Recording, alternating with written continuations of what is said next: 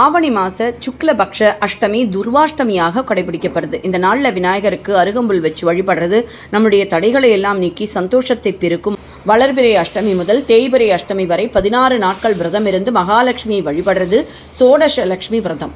இதனால 16 செல்வங்களையும் நிறைவாக பெற்று வாழலாம். வம்சம் தழைக்கணும் அப்படிங்கிறதுக்காக இருக்கக்கூடிய விரதம் இது.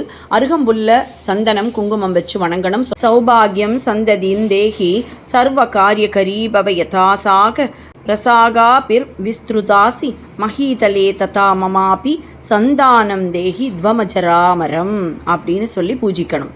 ஹே அருகம்புல்லே, நீ அமிர்தத்திலிருந்து உண்டானாய், தேவர்களாலும் அசுரர்களாலும் வணங்கப்படுகிறாய். எங்களுக்கும் சௌபாகியத்தையும் குழந்தை செல்வத்தையும் தந்து அனைத்து காரியங்களிலும் வெற்றியடைய அருள் புரியணும். எவ்வாறு நீ கிளை உபகிளை என்று பறந்து விரிந்து பூமி முழுவதும் பரவுகின்றாயோ அதுபோன்றே எனது வம்சத்தையும் விரிவடையச் செய்வாயாக என்று கூறி வணங்க